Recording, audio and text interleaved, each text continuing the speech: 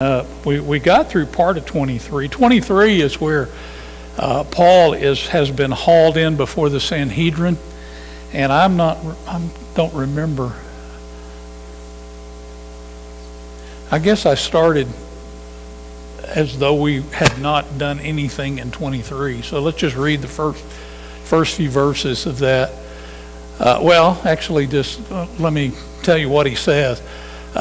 First of all, he says, I have lived in good conscience as a citizen. You remember that at the end of 22, that's a big deal. Paul says, I'm a citizen of Rome. But now he tells the Sanhedrin, I have lived as a citizen. I've been a good citizen of God's kingdom. And for that, he gets slapped in the mouth. There is that contrast between the high priest, who's very unethical, and Paul, who is very ethical in his pursuit of the law. So Paul is presented as this very positive, upstanding person in contrast to those who are accusing him. Then in verses 6 through 9, Paul will raise the issue that he is on trial because of his belief in the resurrection. And all of that is designed to say Paul is not against the law in the sense that he believes the law is an evil thing and ought to be abandoned by everybody.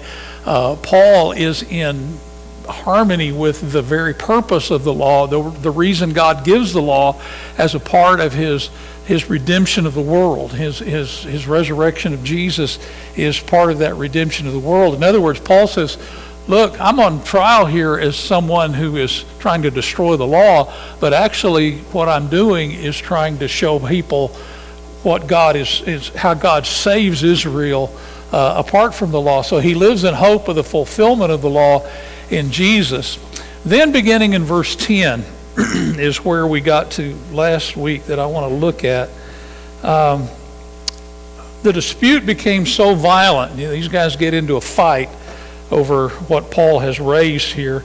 The dispute became so violent that the commander was afraid that Paul would be torn to pieces by them. He ordered the troops to go down and take him away from them by force and bring him into the barracks.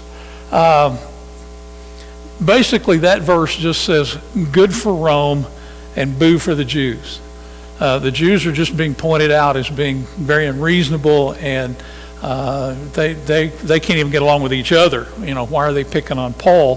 While the Romans are protecting Paul and helping him. The following night, I got ahead of myself here again. The following night, the Lord stood near Paul and said, take courage. As you have testified about me in Jerusalem, so you also must testify in Rome. There's sort of a Gethsemane moment here. The angel appearing to Jesus to strengthen him, Luke chapter 22 and verse 43. And now you've got the Lord standing near Paul and encouraging him as well. The same thing has happened to Peter back in Acts chapter 12, where the angel came and stood near Peter and encouraged him. Same word is used here of Paul in verse 11 of Acts 23. But Paul is being encouraged by the Lord that he's going to make it through all of this, that he's going to testify. Then you go to verse 12. The next morning, some Jews formed a conspiracy and bound themselves with an oath not to eat or drink until they'd killed Paul. More than 40 men were involved in the plot. They went to the chief priests and the elders and said, we've taken a solemn oath not to eat anything until we've killed Paul. Now then, you and the Sanhedrin petition the commander to bring him before you on the pretext of wanting more accurate information about his case. We are ready to kill him before he gets there. I think, again, what you've got highlighted is the perfidy of the Jews. I mean, they're out to get Paul, and they're going to do it any way they possibly can. There is no way, shape, or form that this business of plotting an assassination. This is not a judicial execution. This is a murder, pure and simple. But this is the lengths that the Jews are willing to go to in order to get to Paul. Now, I don't think Luke is trying to be anti-Semitic here in the sense that he's saying, oh, these Jews are all bad guys. I mean, Paul is a Jew. But Luke is simply showing the Jews as being misguidedly zealous for the law. So these guys are accusing Paul of all of this terrible stuff, and they're the ones being picked. They're the ones that are doing the worst thing. Well, that's really a non-issue. There was a rabbinical ruling a long time before this that said if you can't fulfill your vow, if there is no way on heaven and earth you can fulfill your vow, you're released from it. And so, I know that's always fun to think of, 40 Jews, that vowed they were going to starve to death, and they had to break their vow. But all they had to do was go back to the chief priest and say, that one fell apart. And the priest would say, okay, fine, you don't have to fulfill your vow. And so where the women are the ones that take the brunt of that kind of thing because their husbands have to release them from their vow. Instead of the husband, simply saying, okay, I can't fulfill my vow, I'm just not going to keep my vow. If a woman wants to be released from her vow, she has to either go to her husband, or if she's unmarried, go to her father and work them until they say you don't have to keep your vow anymore. So there's kind of those weird kind of things. There is a parallel in these set of verses to Jesus. Luke 22, beginning in verse 1. Now the festival of unleavened bread, called the Passover, was approaching, and the chief priests and the teachers of the law were looking for some way to get rid of Jesus, for they were afraid of the people. So they're getting ready. They're plotting together to try to get rid of Jesus. Then Satan entered Judas, called Iscariot, one of the 12, and Judas went to the chief priests and the officers of the temple guard and discussed with them how he might betray Jesus. They were delighted and agreed to give him money. He consented and watched for an opportunity to hand Jesus over to them when no crowd was present. So again, you've got this kind of parallelism going between Paul's experience and the passion of Jesus. Now, how'd that turn out for both sets of those guys? The plots of the Jews in Jesus' case never came to fruition, except for the fact that they did manage to get Judas to betray Jesus. But you will see, if you read Matthew several times will say, and they got together and they made a plot to get rid of Jesus. And they got together and made a plot to get rid of Jesus. They got together. They're making plots all the time. They're plotting to get rid of Jesus. Nothing ever happens. They're afraid of the people, or it doesn't work out, or whatever it is. But they finally do manage to kill Jesus. But then what happens? He's raised from the dead. So, you don't get a whole lot of places plotting against Jesus. But with Paul, they are plotting. So we get the outcome of this beginning in verse 16. Now the festival of that's Luke. There we go. Whoops. When Paul, the son of Paul's sister, heard of this plot, he went to the barracks and told Paul. Then Paul called one of the centurions and said, "Take this young man to the commander. He has something to tell him." So he took him to the commander. The centurion said, "Paul, the prisoner, sent for me and asked me to bring this young man to you because he has something to tell you." The commander took the young man by the hand, drew him aside, and asked, "What is it you want to tell me?" Sometimes Luke, is like friends of mine who's, when they start telling a story, have to say, "Well, wait, I left out a part. Let me tell you some more." And instead of just saying, "Look, the kid found out about it, went to the centurion and told him, look, they're plotting to kill Paul," Luke says, "Let me give you every little detail and repeat it twice." So sometimes, scriptures get a little bit overly wordy and redundant, which is what we're into here, just like I'm trying to illustrate for you right now. Anyway, the commander took the young man by the hand, drew him aside, asked, "What is it you want to tell me?" He said, "Some Jews have agreed to ask you to bring Paul before the Sanhedrin tomorrow on the pretext of wanting more accurate information about him. Don't give in to them, because more than 40 of them are waiting in ambush for him. They've taken an oath not to eat or drink until they've killed him. They're ready now, waiting for your consent to their request." So you just got the presentation of the unraveling of this particular plot. Verse 22, the commander dismissed the young man with this warning, "Don't tell anyone that you have reported this to me." Then he called two of his centurions and ordered them, "Get ready a detachment of 200 soldiers, 70 horsemen, and 200 spearmen to go to Caesarea at 9 tonight. Provide horses for Paul so that he may be taken safely to Governor Felix." You've got the defeat of that particular plot. Matthew chapter 23, 3 through 5, you got the same thing in the days of Jesus. The chief priests and the elders of the people assembled in the palace of the high priest, whose name was Caiaphas, and they schemed to arrest Jesus secretly and kill him, but not during the festival, they said, or there may be a riot among the people. Jesus has promised Paul that he's going to go to Rome, and that's where he's going to go. And so no matter how these other people, whether it be the plots of the Jews, or whether it just be the absolute incompetence of Roman officials, Felix and Festus, to actually do the right thing and turn Paul loose even though he's not guilty, Paul is going to go to Rome. And so that's where this thing Acts has now taken off.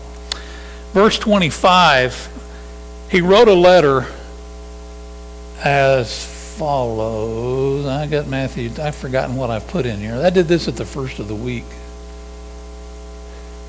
Let me go back here, find out where I am. There we go. He wrote a letter as follows. Claudius Lysias, to His Excellency Governor Felix, greetings. This man was seized by the Jews, and they were about to kill him. But I came with my troops and rescued him, for I learned that he is a Roman citizen.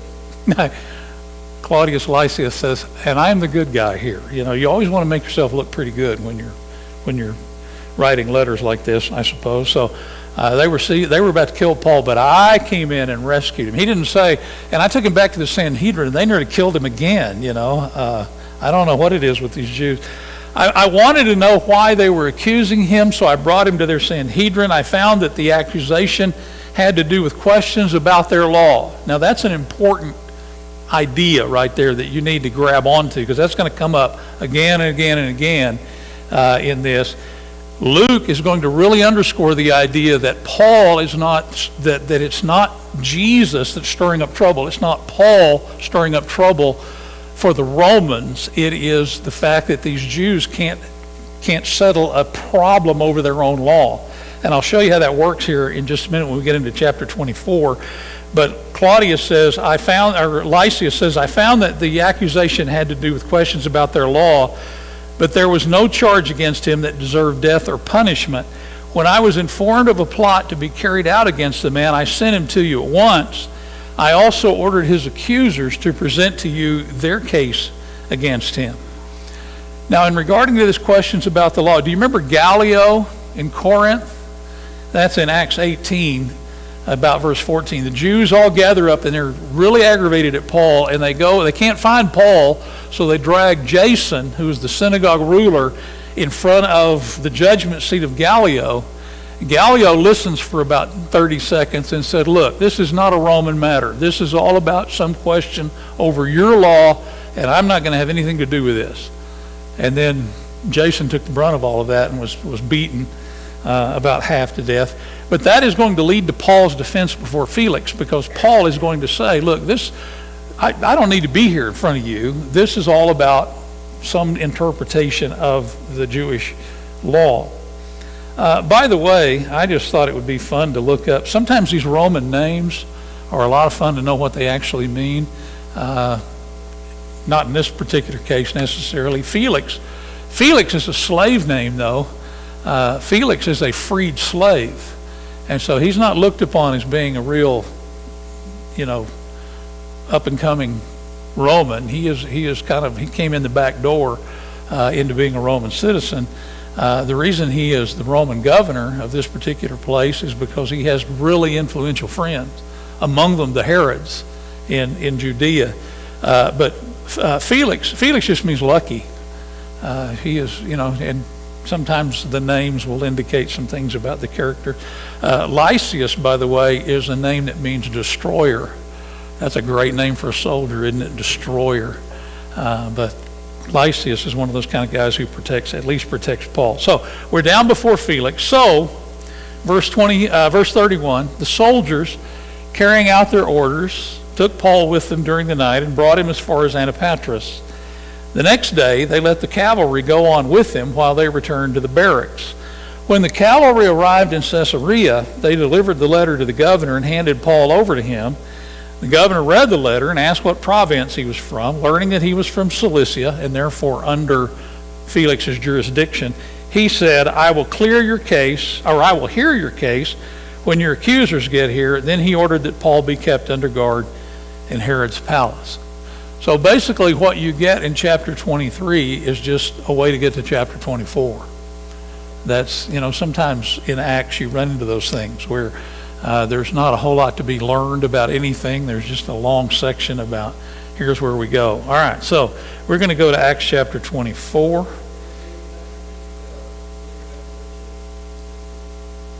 I'm sorry.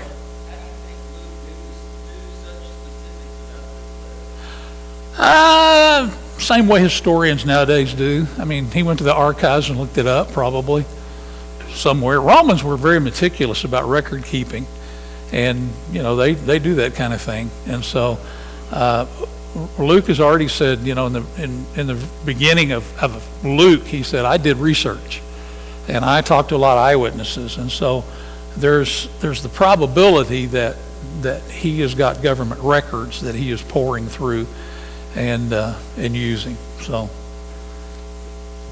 is that good enough? Okay.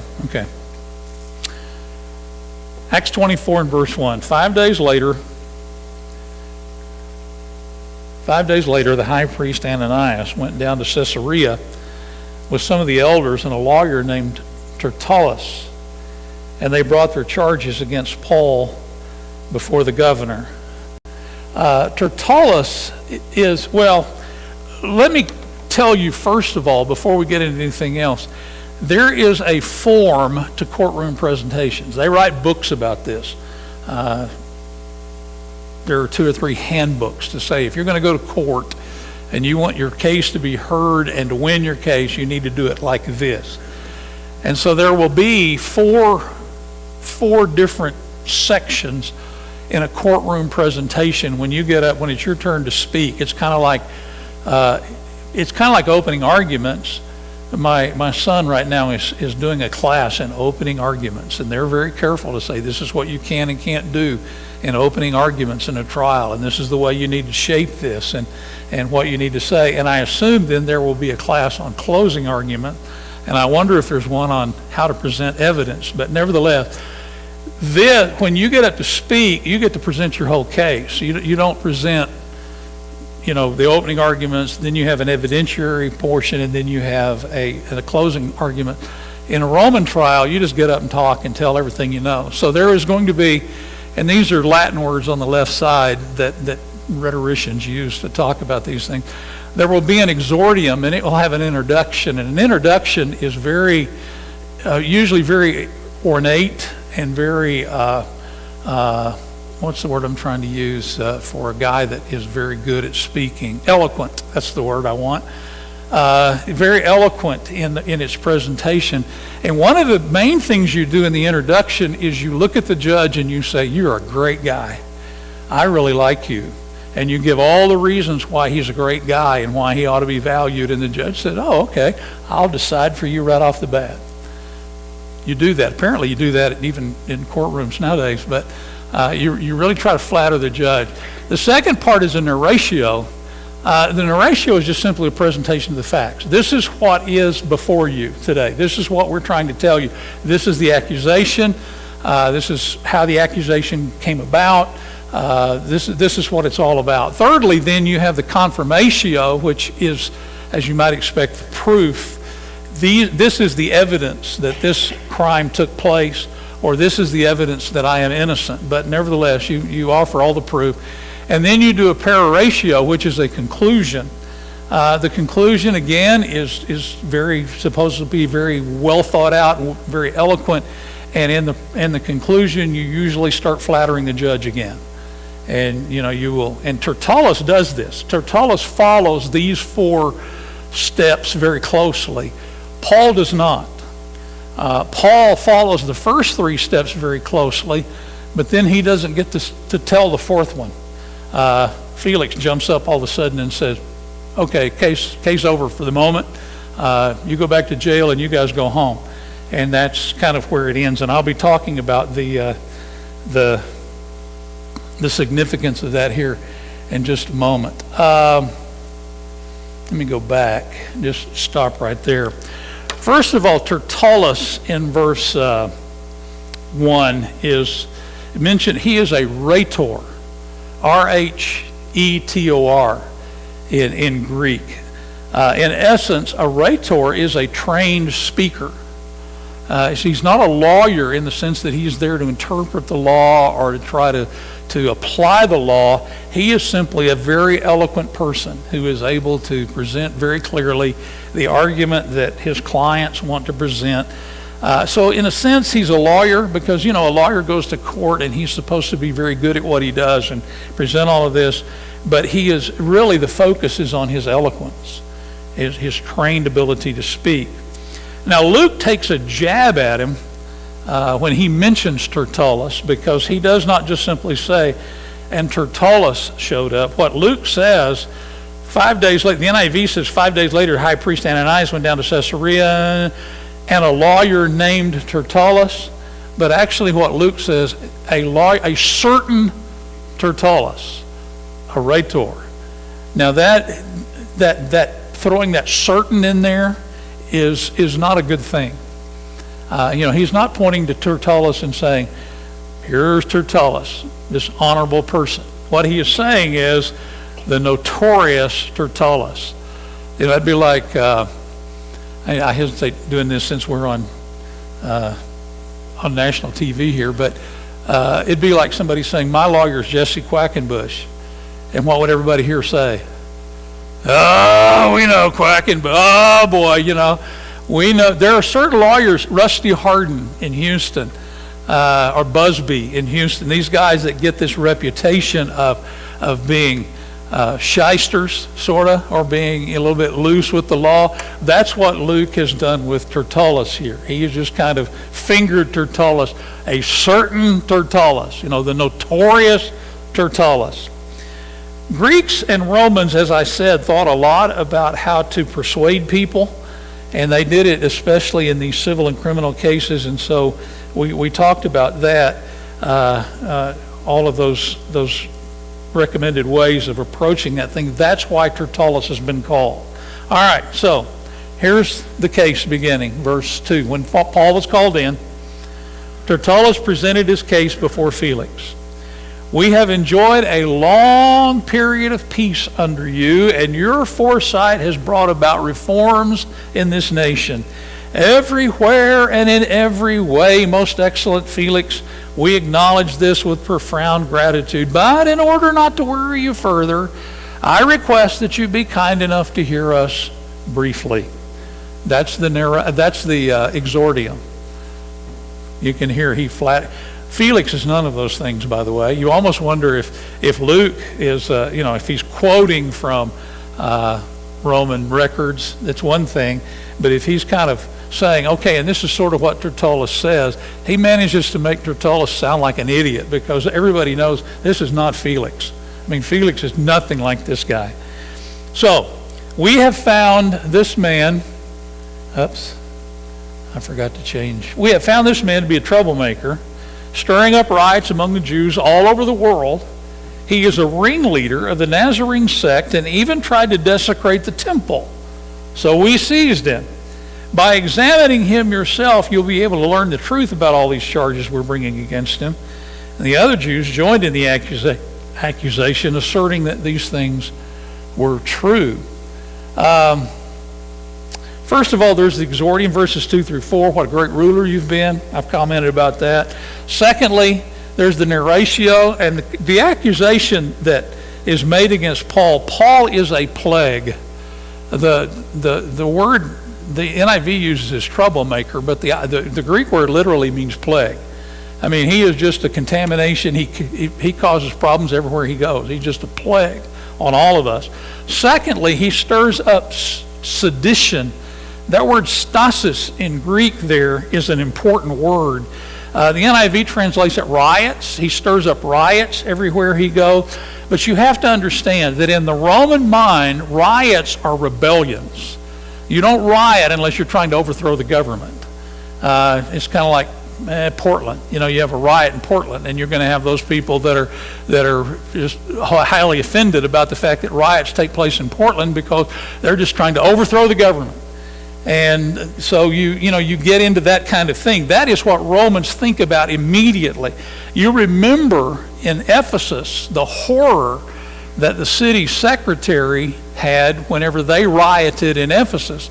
And they're not rioting to overthrow the government. They're just mad. There's a bunch of guys mad because they're not making money off of their souvenir sale the way that they used to.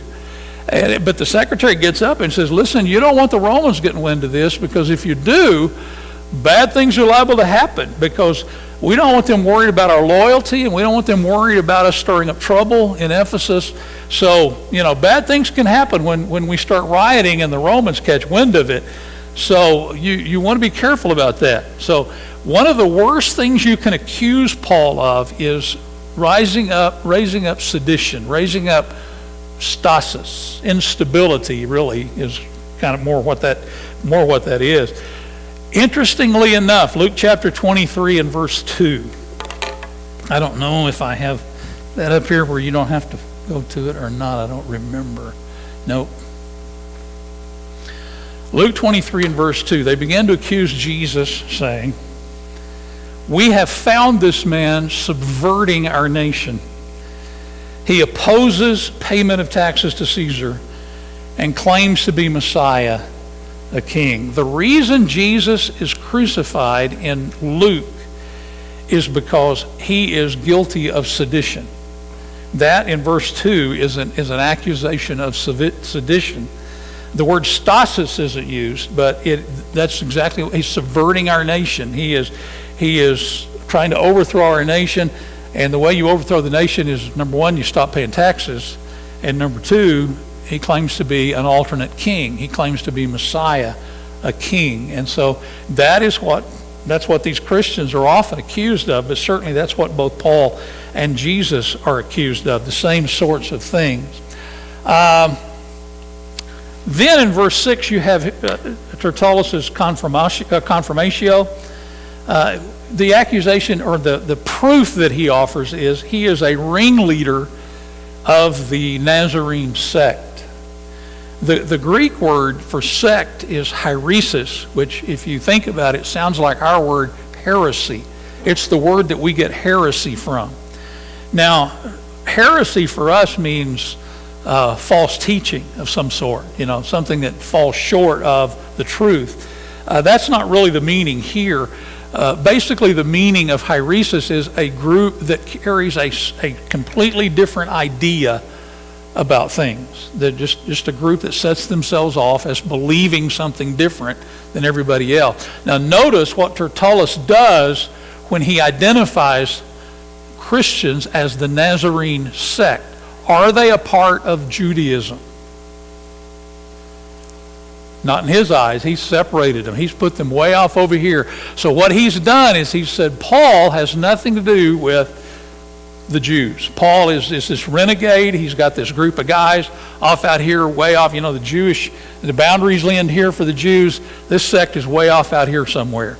And so he has really tried to stress that Paul is not part of the Jews. He's part of a party perhaps that has spun off of the Jews, but they no longer have anything to do with the Jews anymore. And so the idea is Paul is misguided. He's dangerous. And so when he tried to desecrate the temple as a member of one of these crazy thinking sects, we arrested him. And so that's his proof. And then he offers his peroratio, which basically says you can see that for yourself by examining him. You're smart enough to decide this. You don't need me to tell you what's right and what's wrong. You just go ahead and examine him for yourself, and you will see it. It's a sort of flattery again. So that's Tertullus's. That's the presentation of Tertullus's case. So, beginning in verse 10, when the governor motioned for him to speak, Paul replied, I know that for a number of years you've been a judge over this nation, so I gladly make my defense. There's, as I will mention here in a minute, there's the exordium again. Paul flatters Felix. You can easily verify that no more than 12 days ago, I went up to Jerusalem to worship. My accusers did not find me arguing with anyone at the temple or stirring up a crowd in the synagogues or anywhere else in the city, and they cannot prove to you the charges they are now making against me. However, I admit that I worship the God of our ancestors as a follower of the way, which they call a sect.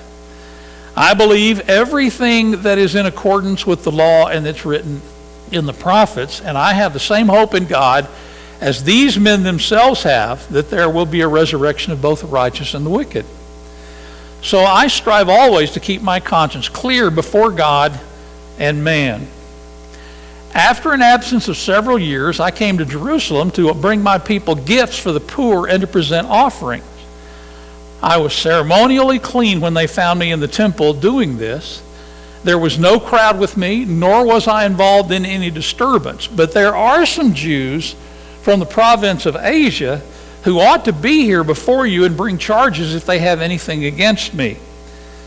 Or these who are here should state what crime they found in me when I stood before the Sanhedrin, unless it was this one thing. I shouted as I stood in their presence, it's concerning the resurrection of the dead, that I am on trial here before you today. Notice, first of all, how long was Tertullus' presentation? About that long. How long is Paul's? About that long. Whose side is Luke on? I mean, that's an honest thing, right? I mean, I can't fault Luke. Oh, now Luke, it's not really fair. You didn't give Tertullus as much time as you gave Luke. And Luke would say, so? Tertullus didn't have a lot to say. If Luke is on Paul's side, he's not trying to be fair to Tertullus, and he doesn't have to be at all. So you have the exordium in verse 10 of Paul, you are a good judge. Then you have in verse 11 through 17 the narratio. And basically the narratio is a flat denial of everything they accused him of. 12 days ago, I got to Rome, very specific. I wasn't arguing with anybody. I wasn't involved in epistasis. There's that word stasis again. I was not involved in stirring up any trouble anywhere. Epistasis means the activity of engaging in stasis. Stirring up a rebellion. That's what the idea is. Thirdly, he says they can't prove anything they said.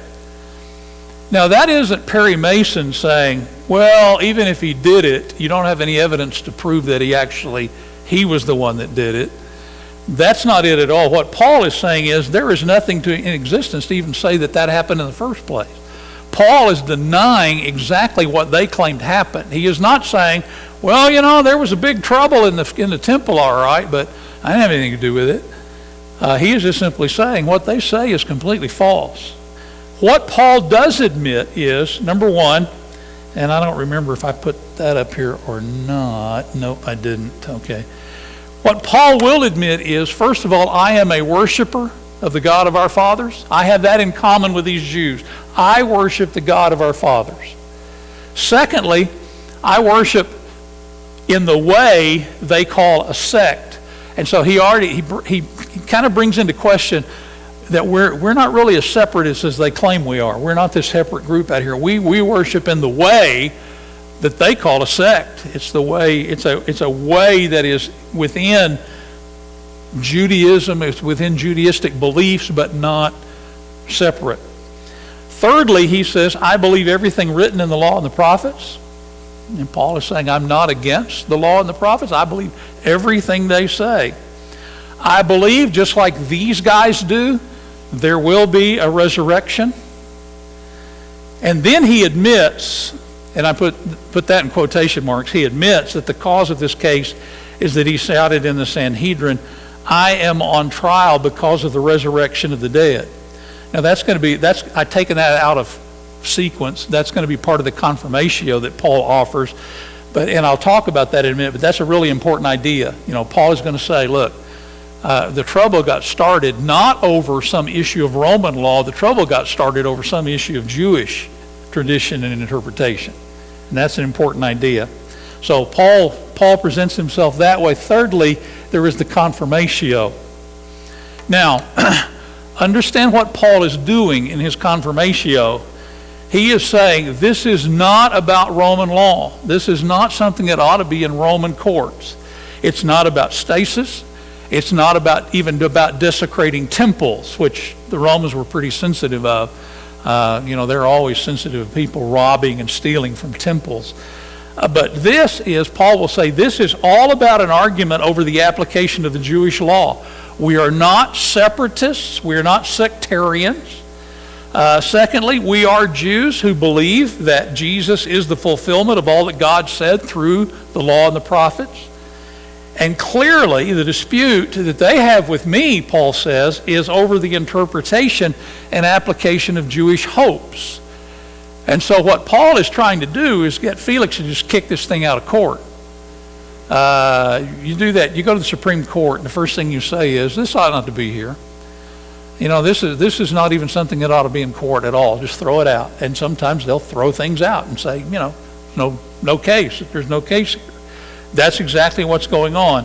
Furthermore, Paul will say, if there is any dispute here, the wrong witnesses are present. The people who accuse me of desecrating the temple ought to be here so that you can examine them. As it is, they are somewhere else. They may have gone back to Asia. Who knows? They are Asian Jews, but they should be here accusing me rather than these guys here.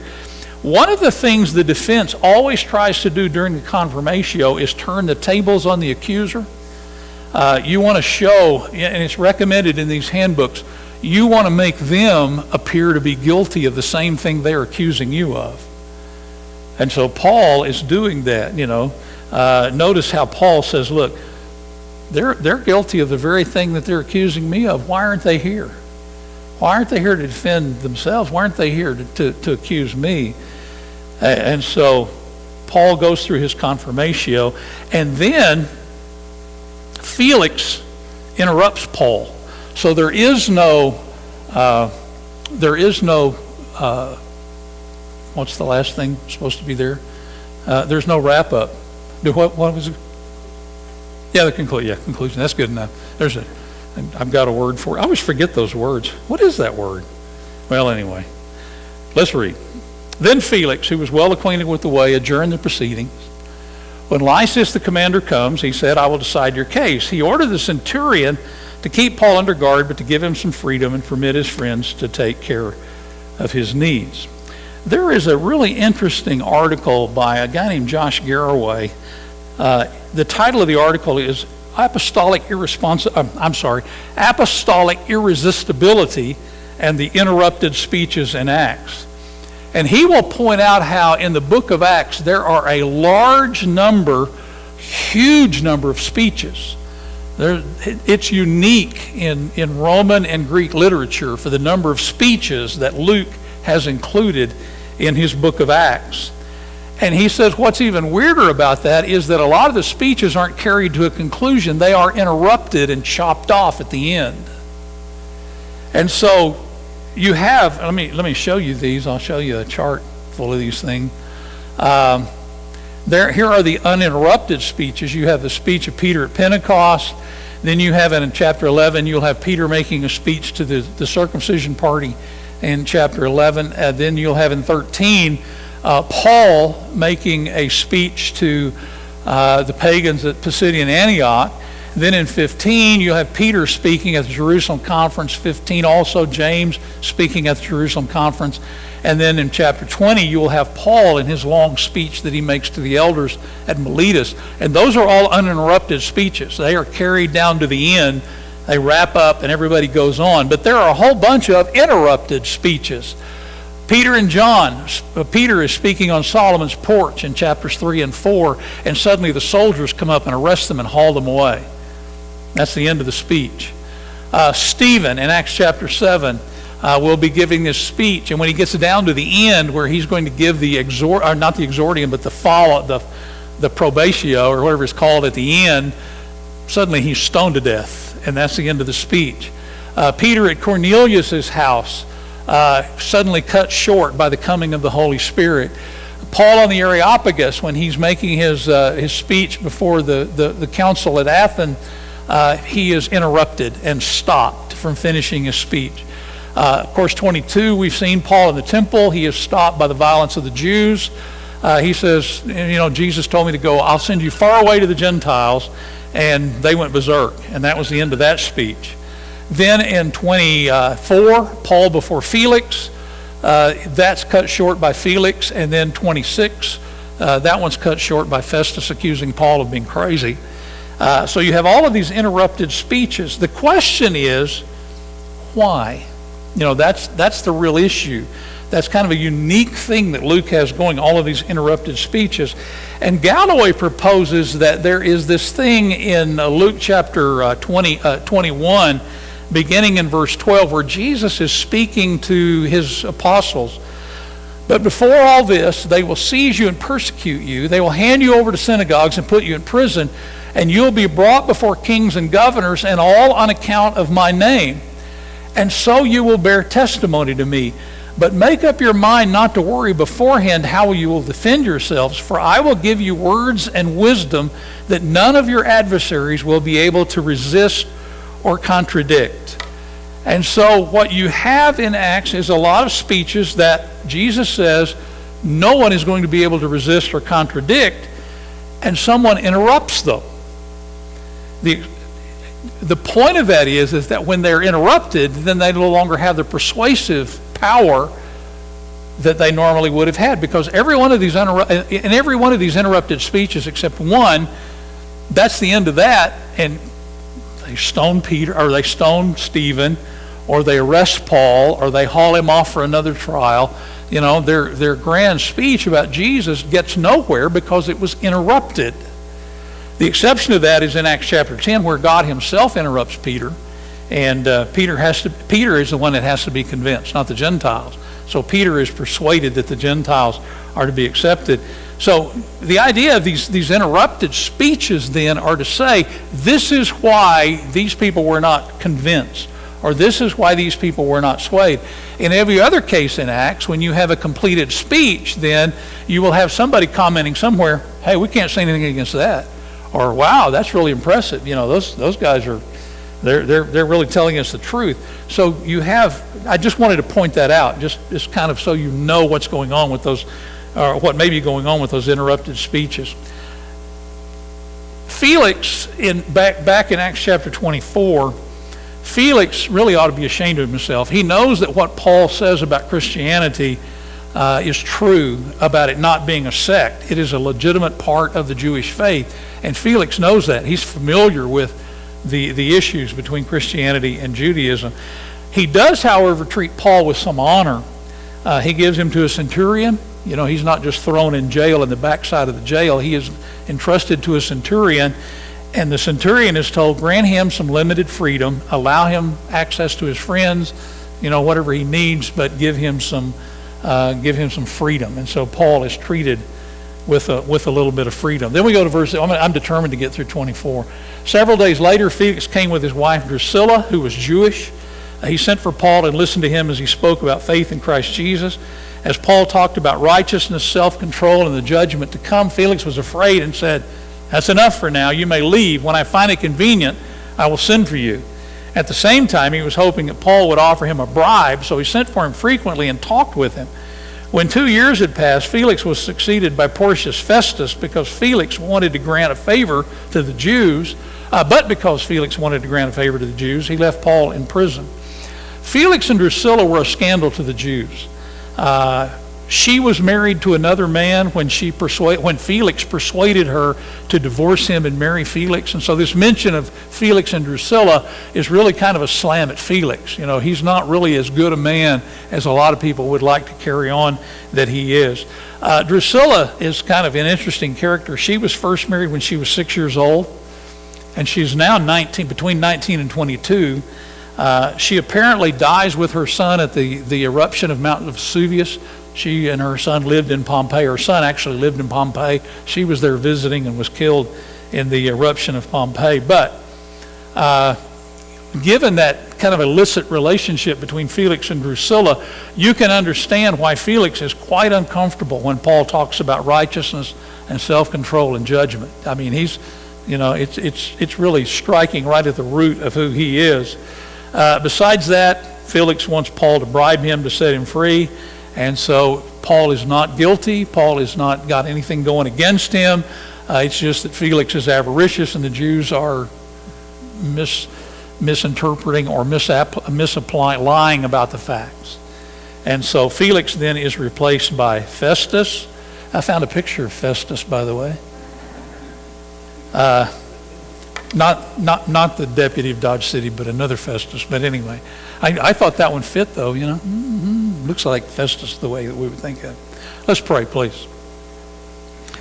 Father, we thank you for your word, and we thank you for the bravery of people like Paul, the faithfulness of people like Paul who continue to testify to the good news of Jesus in spite of the fact that it brings them great trouble.